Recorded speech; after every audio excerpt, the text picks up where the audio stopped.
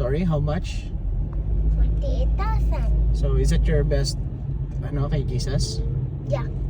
How much is yours? 1,000 or 2,000 or 2,000 only. yeah. So bibigay mo yung 48,000. Yeah. Are you sure? I'm sure. Why? I'm sure because though I give more than him, I still have money. Okay. Once again ha, I'll ask you again ha. You have 50. It's not. I'm not going to earn a lot of money because I don't think if a lot of money, edi ang magawa hindi kasya sa wallet ko. Hindi kasya sa'yo pag sobra. Yeah, that's why I'm giving money. So, ang ibibigay mo kay Lord ay 48,000. 48,000. So, ang magiging sa'yo lang ay 2,000. Ha? But why do you give, why are you gonna give him a big amount like that? Because he's the one that gives me money. And you want to honor him. Yeah. Wow. Amen. I'll have to talk to mommy about that. No.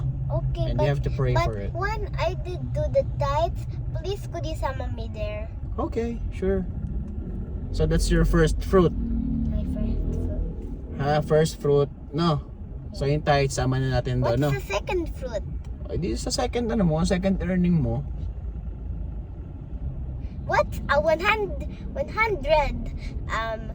fruit? Oh my gosh, ang dami ng 100 fruit. Kaya nga, the more you give back to or the more you bring back to Jesus, the more He will bless you. He will like this here. Plus, So, I'll ask you again, maybe you're not thinking straight. I'm thinking, You have 50,000, that's your earning, okay? I do have a little money. So, how much is the best offering? How much is the first fruit that you will give Jesus to honor Him? From 50,000. 50,000. I will give my best from 50,000. Yeah, from 50,000. You have 50,000, right? Yeah. So how much are you gonna give to Jesus for the church, for His glory? Glory. I'm going to give him money. How much nga? How much? What's the amount? What's the number? 48,000. 48,000. Okay. Why are you gonna give him that much again? Much? Yeah. Because he's the one that blesses me money. But are you happy with that decision? Yeah, because it's not I didn't own that money. It's not my money. I didn't get it. I didn't just get it. He just gave it to me. Oh my gosh. Praise I didn't God earn for your money. I life. didn't earn money, but people give me money.